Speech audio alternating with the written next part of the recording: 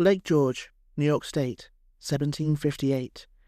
Your breath is ragged as you stagger through the deep snow, trying to escape. Your men are dead, captured, or on the run themselves after a French ambush, and now you are being chased by a huge bear of a man, a French-Canadian frontier fighter with a scarred face. He lunges forward, grabbing you by the waist, and wrestles you to the ground. He pulls at a hunting knife, but before he can strike, you grab his hand and twist it hard, forcing the knife out of his grasp. He punches you in the face, and then those huge granite-like hands close around your neck. Your lungs fight for oxygen, and you begin to see lights flashing before your eyes as he pushes remorselessly down. Desperate to survive, you grab his head and then headbutt him in the face, breaking his nose with a satisfying crack. As he lays moaning on the ground, you pull out your tomahawk and bring it crashing down onto his head.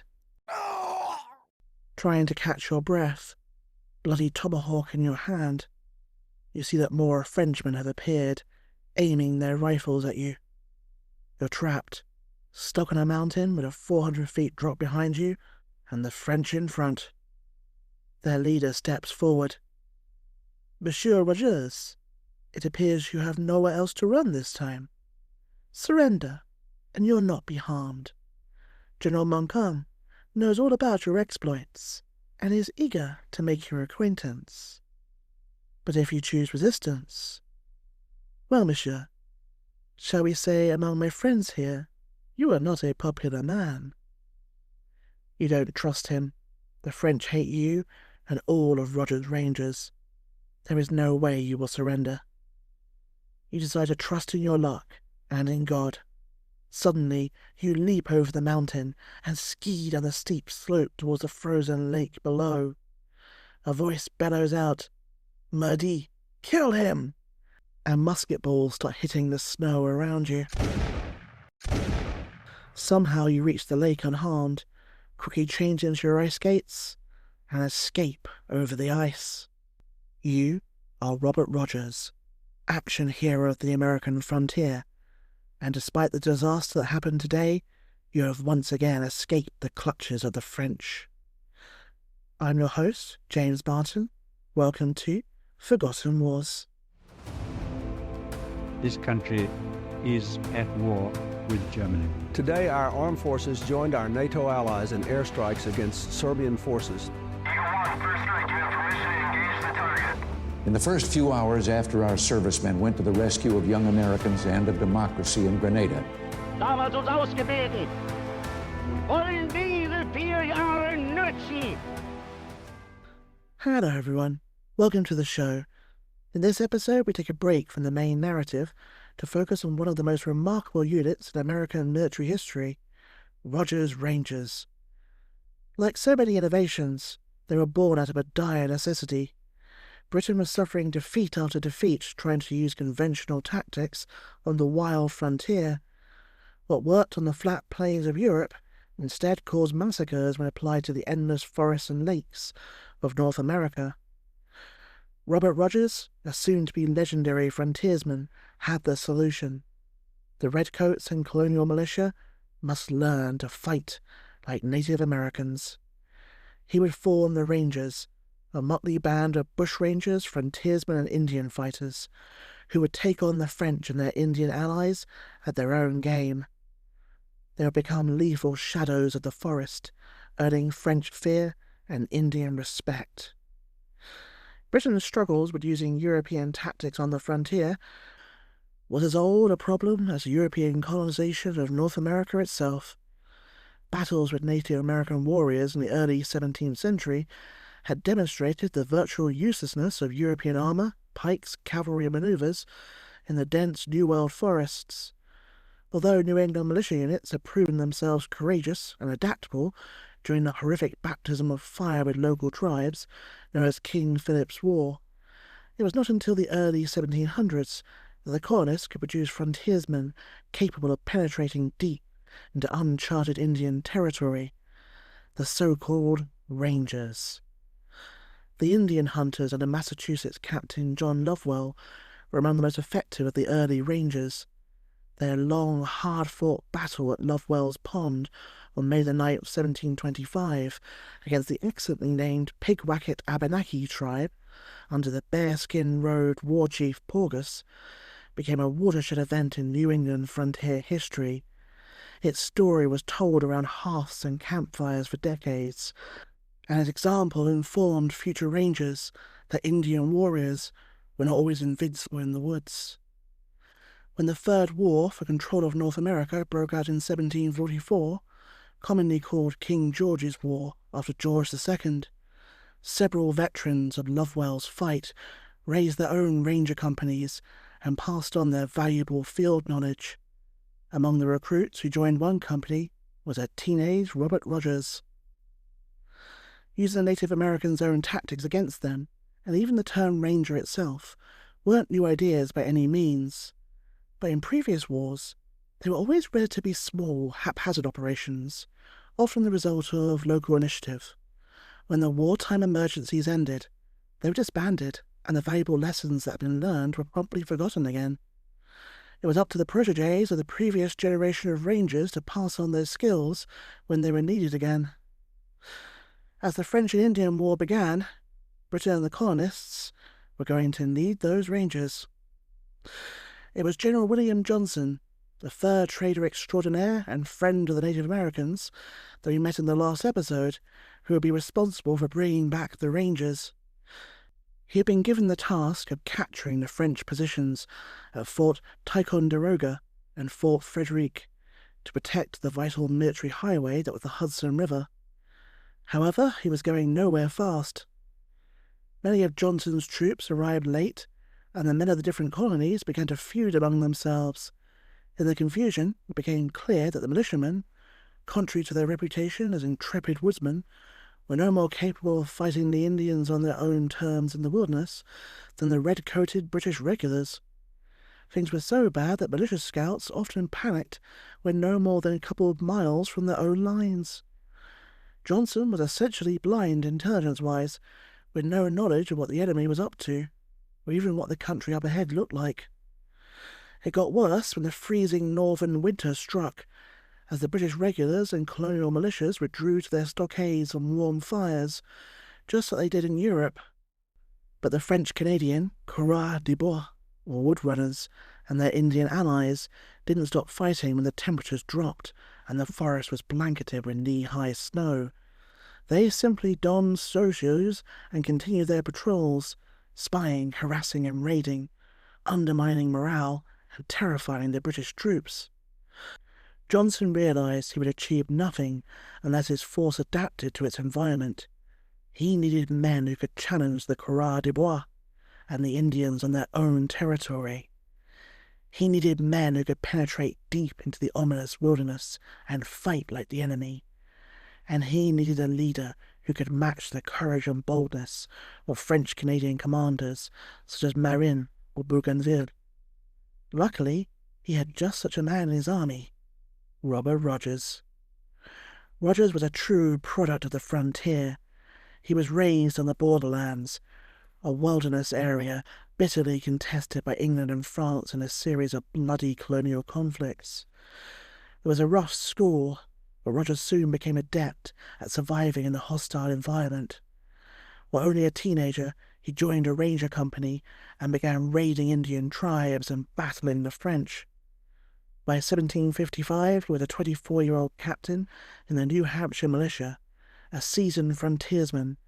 Tall, he was over 6 foot, so for the time he would have been considered a giant. Tough and thoroughly knowledgeable in the ways of the wilderness. Under the cover of darkness, Rogers and 4 men climbed aboard a small bateau on Lake George. After rowing through the night with muffled oars, they finally disembarked at a point on the western shore, 25 miles down lake. Leaving 2 men to guard the boat, Rogers headed into the deep woods. Unlike conventional scouts, his men carried little more than a hatchet, a few days' rations, and a musket with 60 rounds. They lit no fires and pitched no tents, struggling through tangled underbrush, crossing ice-cold streams, climbing up and down rocky gorges, always alert for enemy patrols. Guided by his uncanny knowledge of the forest, Roger's party reached a hilltop overlooking the French fortress at Saint-Frédéric. There, they watched silently from the concealment of colourful autumn leaves as the French and Indians conducted their daily activities, confident that they were safe from British eyes. Although he was unable to take a prisoner for interrogation, he did make a detailed study of the fort's defences and the deployment of its French garrison.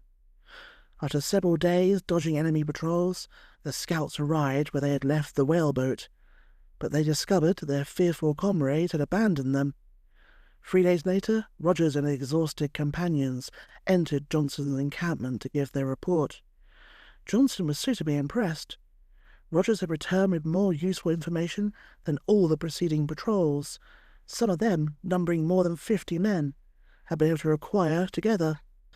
Most importantly, Rogers had demonstrated that the wilderness was a weapon which could be turned against the enemy. Johnson gave Rogers permission to set up his own company of rangers, just like in the previous wars, to take the fight to the enemy, even in the dead of winter. Rogers' Rangers had been born. Soon they were making frequent scouting and ambush patrols deep within enemy-controlled territory, attacking the French and Indian patrols around forts Ticonderoga and Saint-Frédéric. Unlike conventional forces, they did not go into winter quarters with the coming of the first snows. Instead, they continued to attack the French supply convoys throughout the freezing upstate New York winter. Often rangers went into action against the horse-drawn supply sleds on ice skates or snowshoes. Indeed, the frosty, leafless forests around Lake Champlain became the scene of some of the grimmest fighting in colonial history. Even when the intense cold jammed their primitive firearms and slowed their limbs with frostbite and gangrene, Rogers' troops clambered across the ice to assail the convoys with no more than steel bayonets. Rogers' successful operations in French territory brought royal recognition. In March 1756, he received a commission as captain of His Majesty's Independent Company of Rangers.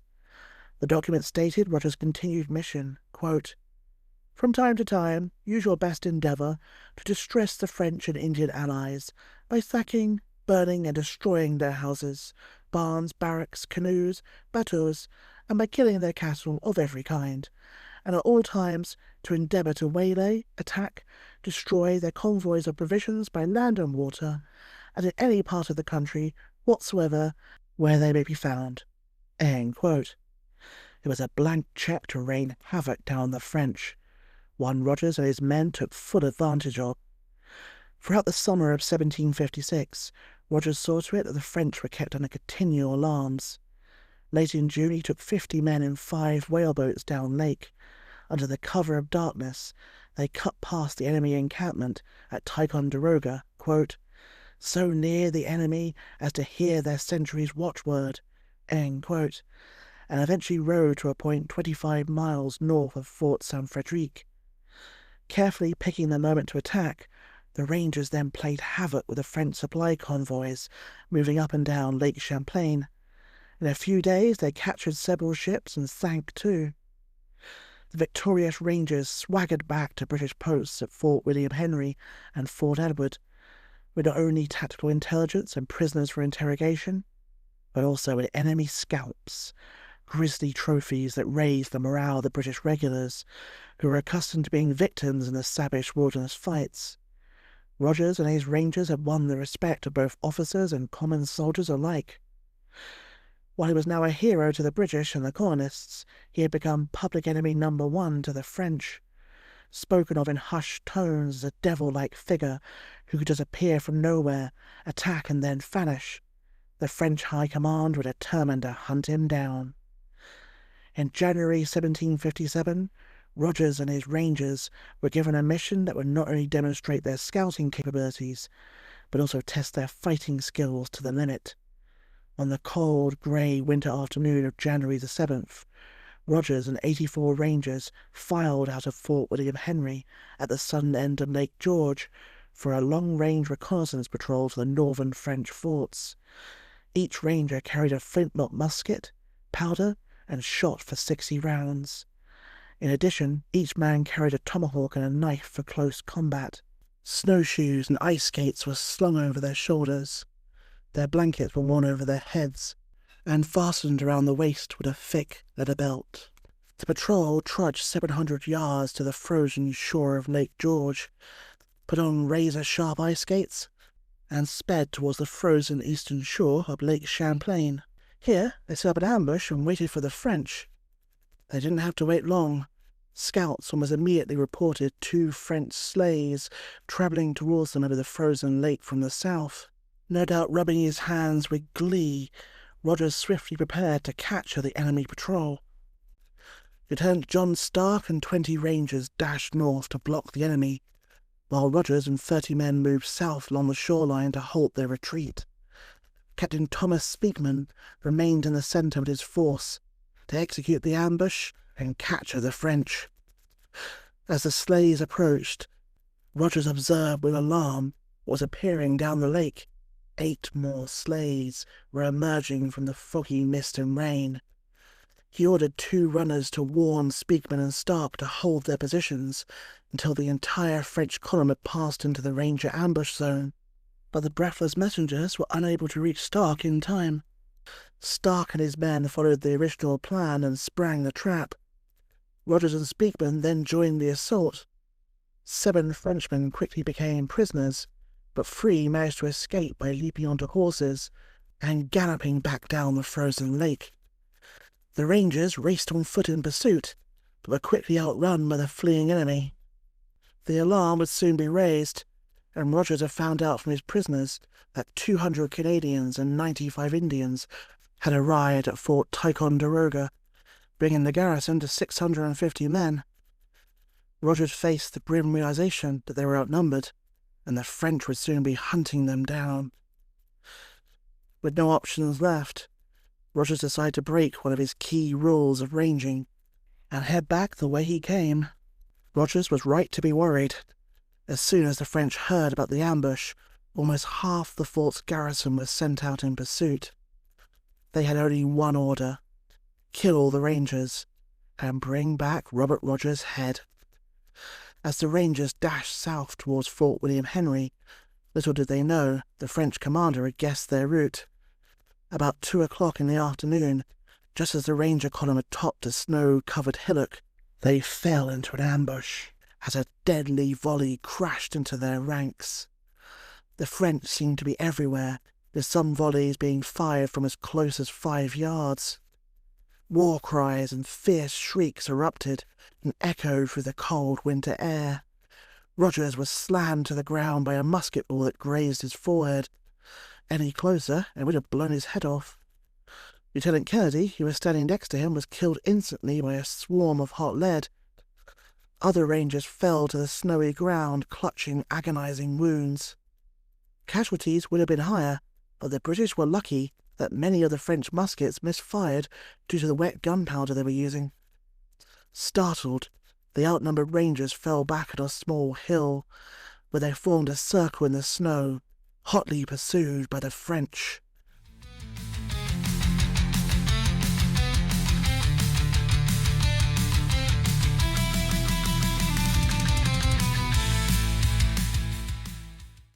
The French and Indians swarm around you. Thankfully, they don't have snowshoes, so they are floundering in the snow up to their knees. You send round after round of musket balls into their ranks, many falling dead into the white snow.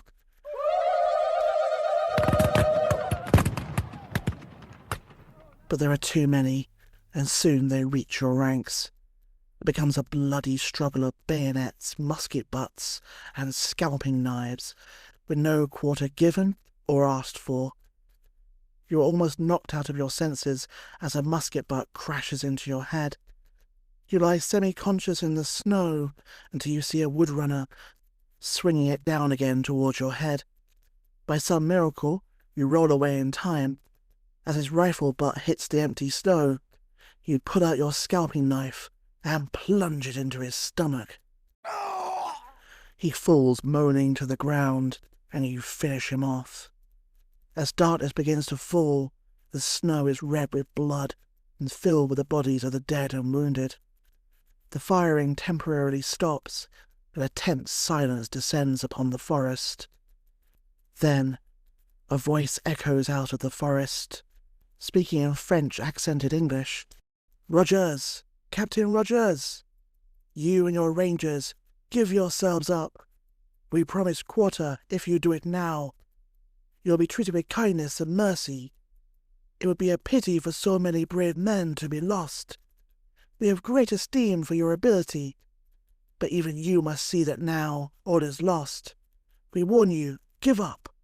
Reinforcements are on the way now.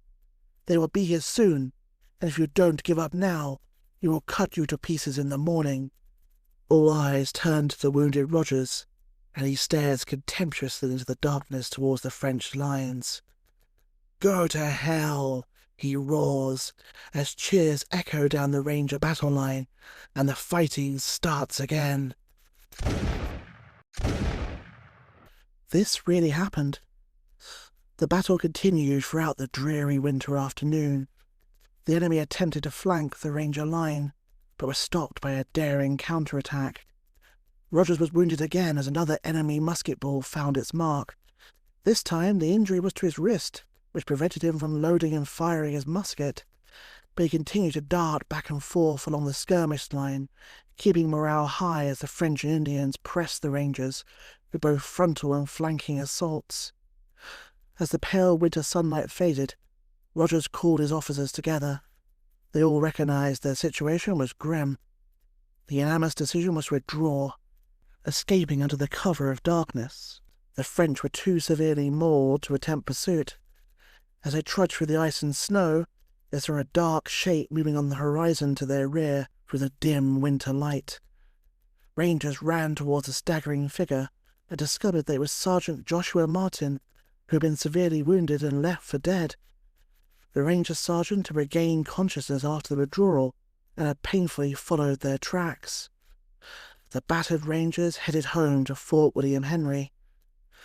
This scrap became known as the Battle of Lababu Creek, but is more commonly called the First Battle on Snowshoes, as that is what the Rangers were wearing. Rogers had led 74 men into the wilderness.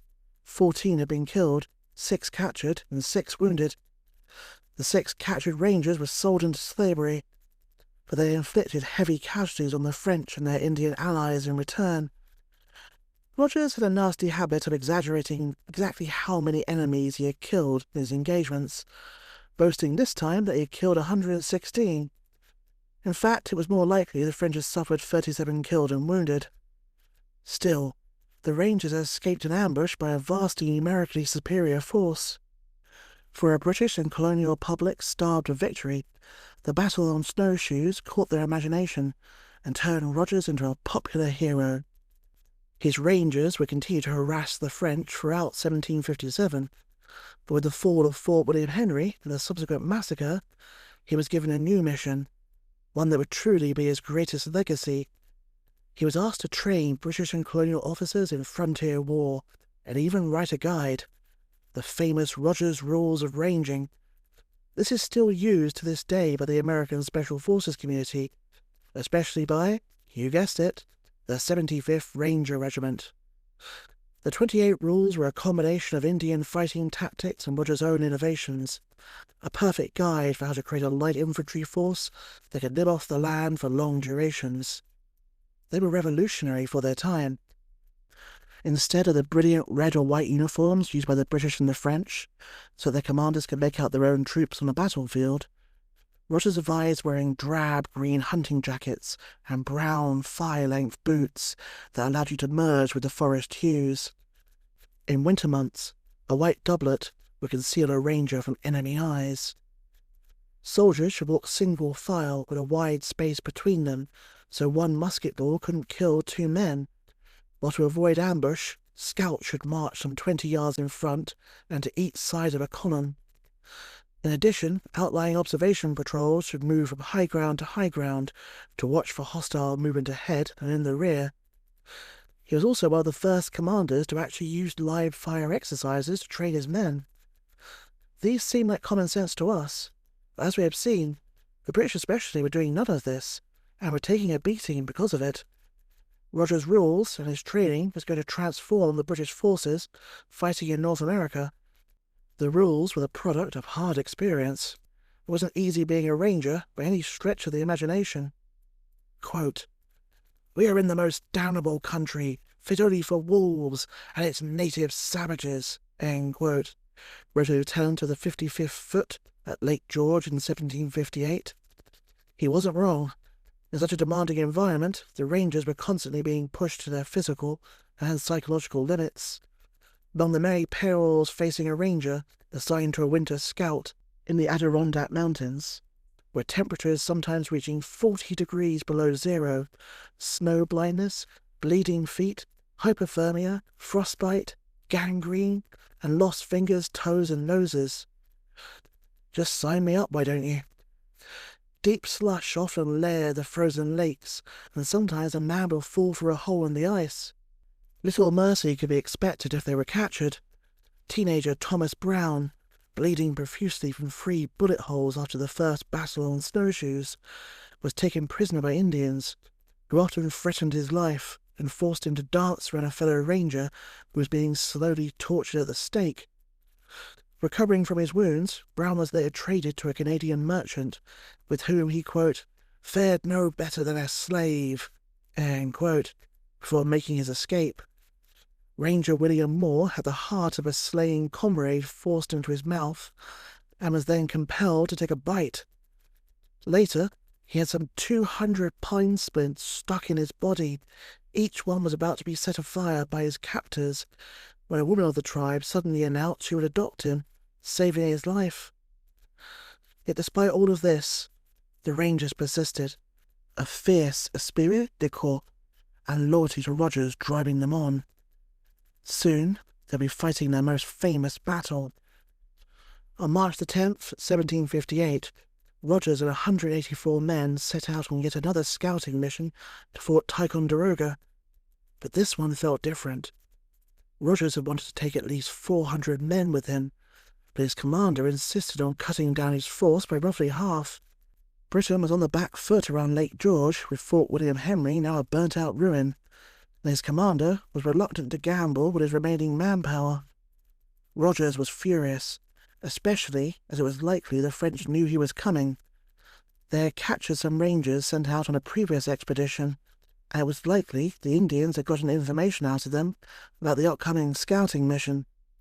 Still, Rogers and his men ventured out. It was with an air of foreboding. Back at Fort Ticonderoga, according to legend, the 600 Indians that were currently based around the fort held a council that night. An elderly medicine man, at one with the spirits, arose with great dignity and prophesied that an English war party was out. Whatever the truth, the French commander agreed to send out an expedition to hunt any British patrols nearby. Around noon on March the 13th, Ensign Durante led 100 men out of the fort, a mixture of Indians and Canadians, soon followed by a second group of 200 more Indians under Ensign de Langey. The two groups soon joined up, but Durante's force was still about 100 yards ahead of Langey's, and that is why this would turn into a disaster for Rogers' Rangers. They spotted the first force and started laying an ambush, but they didn't know about Langey's men coming up behind them. When Durante's force came close enough, the trap was sprung. In Rogers' own words, quote, "We waited until their front was nearly opposite to our left wing, when I fired a gun as a signal for a general discharge upon them, whereupon we gave them the first fire, which killed about 40 Indians. The rest retreated. My party pursued them and scalped about 40 Indians in about 1/4 of an hour," end quote. Durante's force broke and fled in disarray. So far, so good. But now the Rangers started making mistakes. About half of them gave chase, critically forgetting to reload their muskets, while the others stopped to scalp their victims. Here is where Langey's force came into play. Alerted by the fleeing remnants of Durante's men, they set their own ambush that the Rangers ran straight into. The forest lit up with French musket fire, and many Rangers fell. Caught completely by surprise and split up into groups, they were soon in dire trouble. The French and Indians, perhaps seeing that the destruction of Rogers' hated Rangers was at last within their grasp, pressed their attack so closely that the Rangers could not break contact. In the end, Rogers ordered his men to retreat to the nearby Bald Mountain to make a last stand, losing 50 men as they scrambled up the high ground. The French and their Indian allies, well handled by Lanky and Durante, were pressing the Rangers on all sides and attempting to envelop their defences on both flanks. The Rangers' position held, however, and, quote, they were so warmly received that their flanking party soon retreated to their main body with considerable loss. This threw the whole lot again into disorder, and they retreated a third time, end quote. But Rogers' men were too badly mauled to take advantage of this. Darkness was now approaching, and Rogers, having lost 8 of 14 officers and over 100 men, sought only to hang on until nightfall so they could try and slip away. But the French were equally determined to finish the Rangers before they could break up and escape in the darkness. The final assault came from all sides, but Lieutenant Phillips, commanding the defenders on the right, was the first to be cut off and overwhelmed. He attempted to surrender on terms and did receive assurances of quarter. However, once in enemy hands, scalps were discovered on the survivors, and most, quote, were inhumanely tied up to trees and hacked to death by the enraged Indians, end quote. It wasn't an easy life being a Ranger, that was for sure. As the Rangers' defences collapsed, Rogers ordered them to scatter and try and escape the best that they could. There was every man for himself.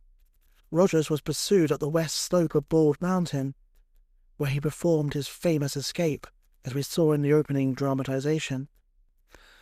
Today, the slope he skied down to escape the French is called Rogers' Slide.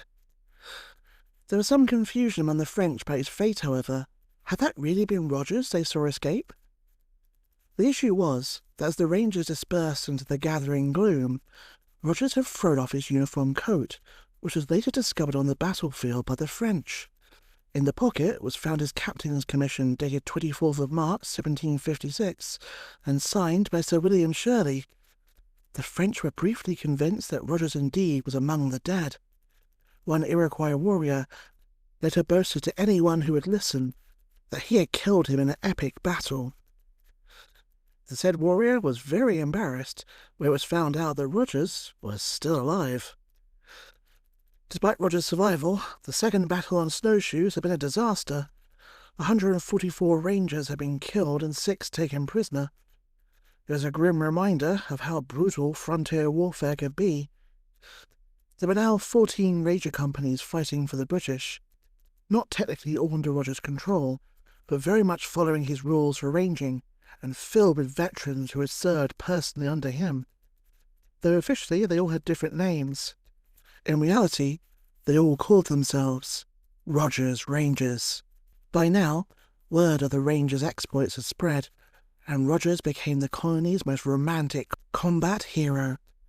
News sheets from Virginia to Maine printed his dispatches verbatim.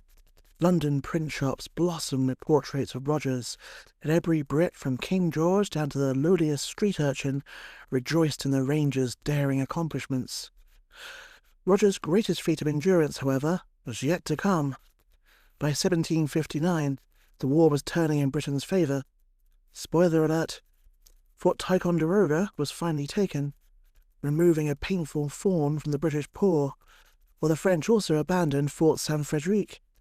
But that crucial early momentum in the summer months was lost, as the British commander Amherst let his caution get the better of him. Hungry for news from the north, Amherst dispatched Captain Quinton Kennedy of the 17th Foot to try and get through to other British commanders. But Kennedy was more than just a courier. He was also empowered to offer peace to French allied Indians along the way, particularly the fierce Abenaki. Kennedy's peace mission may have been a ruse, a way to get through hostile Indian territory and establish contact with other British commanders.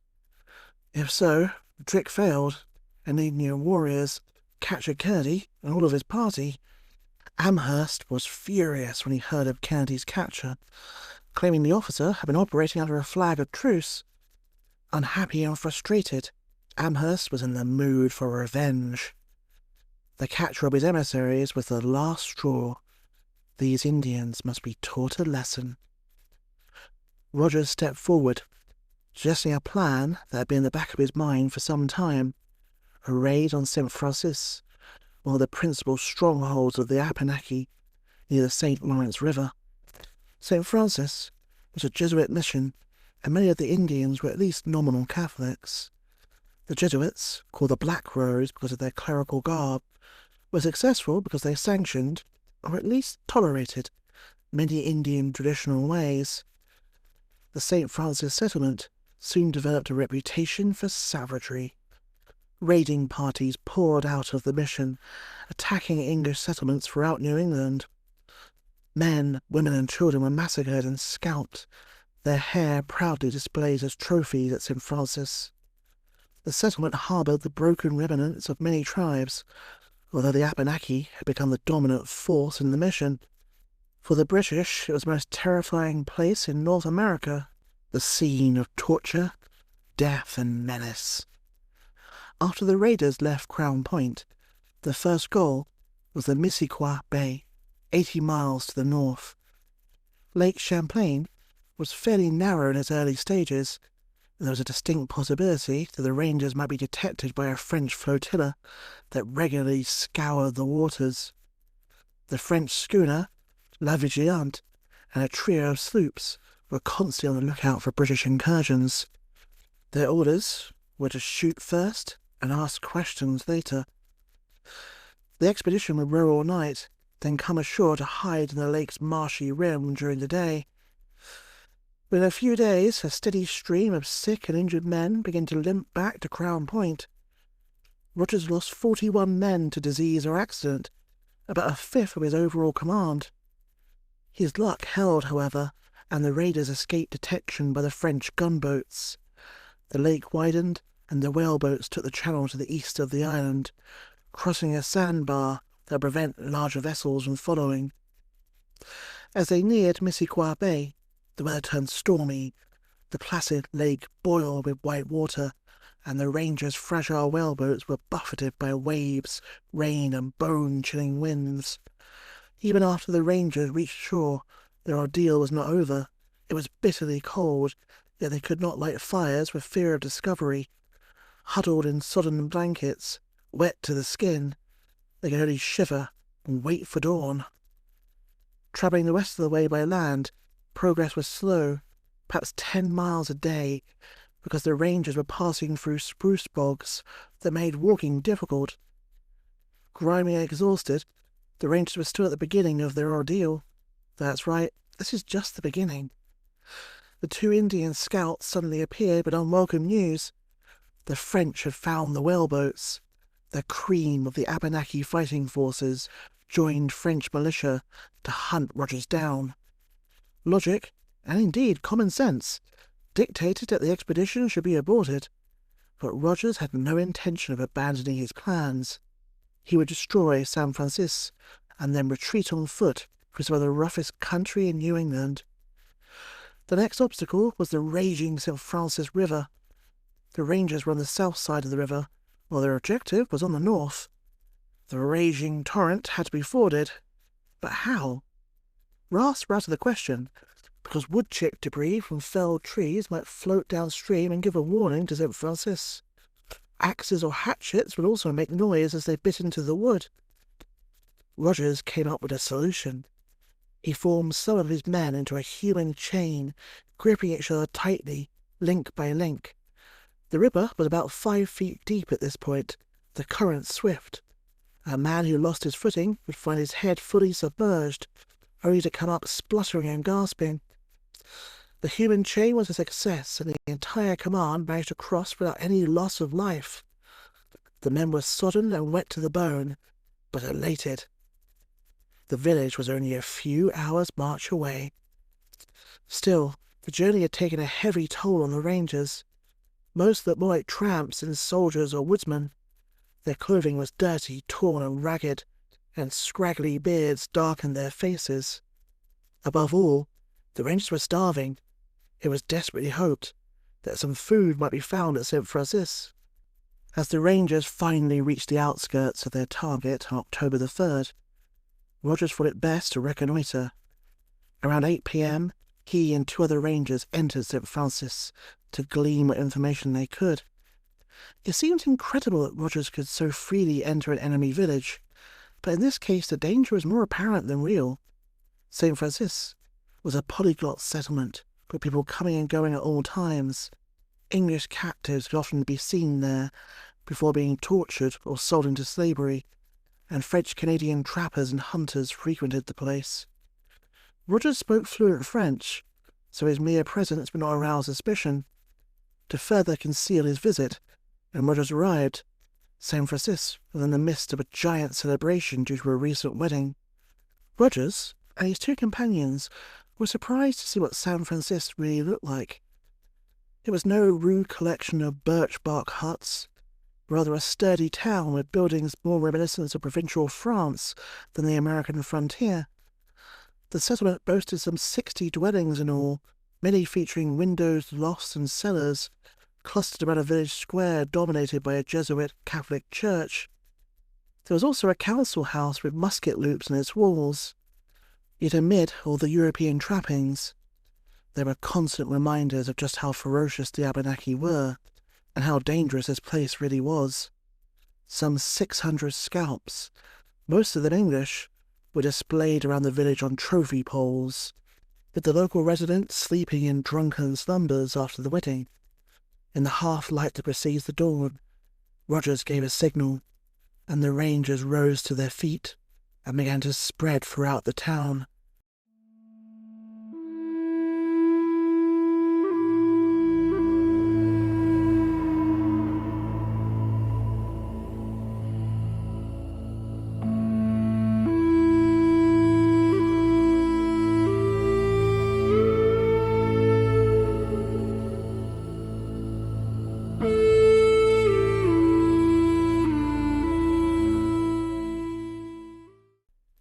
You sneak through the undefended gates in the crisp dawn air. It is as quiet as the grave, except for the occasional creak of leather webbing and the occasional chink of gunmetal. As you filter throughout the slumbering village, you take up position next to a house and wait for the signal. The atmosphere is tense. If you're discovered too soon, this could go wrong very quickly. Finally, a musket shot rings out. The signal to attack. You hammer open the door and burst inside with your fellow Rangers. A slumbering Canadian Ranger barely has time to open his eyes before a tomahawk sends him into the next world. An Indian warrior rushes for his musket, but you clobber the warrior with your musket butt and then run him through with your bayonet. Someone yells, "Look out! There's one on the stairs!" As you turn, a tomahawk flies by, barely missing your head and grazing your cheek instead. You lift up your musket and fire at the warrior fleeing up the stairs. His body comes tumbling down. You can hear the panicked thump of footsteps from the next level. You're going to have to clear them out floor by floor. As you carefully climb the stairs, musket raised, outside you can hear the screams and musket fire. St. Francis will soon be no more. Rangers put the village to the torch, burning French-style houses and Indian wigwams alike. For those Indians taking shelter in lofts and cellars, their hiding places had become funeral pyres. The Rangers took a number of Indian captives, including Marie Jean Gill and her 2 sons. Her husband was blonde-haired Chief Joseph Louis Gill. Himself born of white captive parents at San Francisco, Marie Jean, despite her French name, was a full-blooded Abenaki, the daughter of a major chief. The raid also freed some white captives, including George Barnes of New Hampshire, a German woman from Dutch Flats, and 3 rangers who had been taken some time before and badly tortured. One white captive, Jane Chandler, didn't want to be rescued. Taken when she was just 5, she'd been adopted into the tribe and was now thoroughly native. Her Abenaki husband had been killed in the raid, and she was in no mood to be cooperative. On the journey back, she purposely tried to get one party lost. The Rangers' Mohican allies had little patience with such tactics and threatened to slit her throat repeatedly. Luckily for her, they became distracted while squabbling over some corn they'd looted from San Francisco, and Chandler made her escape. The ensuing journey was a waking nightmare. Famished Rangers ate everything they could find, including tree bark, beech leaves, and small lizards. Others consumed their belts and shoes, even boiled their powder horns in a vain quest for nourishment. Exhausted beyond human endurance, they somehow kept moving towards the rendezvous point on the Ammonoosuc River. But when the Rangers finally reached their goal, bitter disappointment awaited them. No one was there, although a smouldering campfire showed there had been some recent visitors. Lieutenant Samuel Stevens had been dispatched by Amherst with food and supplies, but after waiting a few days, Stevens had grown uneasy and had returned to Crown Point. Supposedly, he saw signs of Rogers' approach and thought it was the enemy. He missed Rogers and the Rangers by just 2 hours. This was the last straw. The men simply could not go any further. Summoning his last reserves of strength, Rogers left to get help. The Major's goal was British Fort No. 4, 60 miles away. Somehow Rogers reached the fort. By then, he was in such poor shape he could scarcely walk. But he insisted on going back to the rendezvous point with the food his men so desperately needed. After more than 6 weeks of hardship, bloodshed, heroism, and savagery, the San Francisco raid was over. 200 Indians had been killed, and a psychological blow inflicted on the Abenakis they never recovered from. Their raids on behalf of the French would be much diminished from now on. His daring exploits gained him a new title among his Indian foes. To them and their descendants, he was now the White Devil. As the British slowly conquered the French possessions in Canada, the Rangers were always with them, acting as scouts, raiding forts, and harrying the French at every turn. With final victory, the Rangers were disbanded in 1761. When Rogers finally returned to civilization by marching directly across the unmapped wilderness to Philadelphia, the church bells of that city were rung in his honor, and he was welcomed as a national hero. In his day, Rogers was more of a celebrity among the colonies than even Benjamin Franklin. Peace, however, confronted Rogers with his most implacable opponent of his career, the British Army's Paymaster General. Due to the Rangers' haphazard bookkeeping, the government refused to make good a large part of some £6,000 worth of debts that Rogers had incurred in paying his men and in purchasing weapons to replace those lost in combat. His creditors sued, and soon there were numerous attachments against his property in New Hampshire. Rogers' financial situation was not helped by his marriage.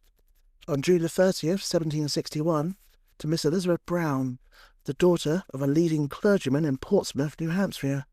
In less than 2 years, his father-in-law was suing him for £2,500 for failing to support Elizabeth. At the same time, the Reverend Brown accused Rogers of, quote, gratification of unlawful pleasure and passion, end quote. Despite her father's accusations, Elizabeth stood by Robert as he struggled to pay off his creditors. After brief service against the Cherokee in the Carolinas and helping to quell Pontiac's rebellion, Rogers was finally thrown into debtors' prison in New York. On the night of January the 14th, 1764, veterans who had served under him broke into the jail and released their former commander.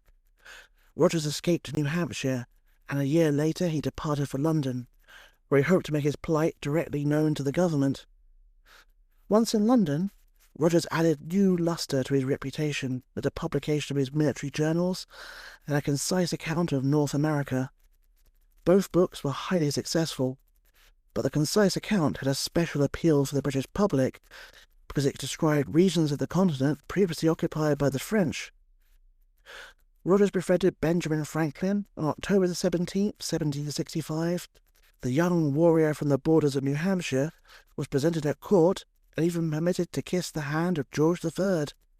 The king appointed Rogers the first royal governor of Fort Michilimackinac at the salary of £183 a year. Rogers was also to receive pay as a captain in a troop known as the Royal Americans. However, his debts and falling out with his own superiors led to him being court-martialed and losing this plum position.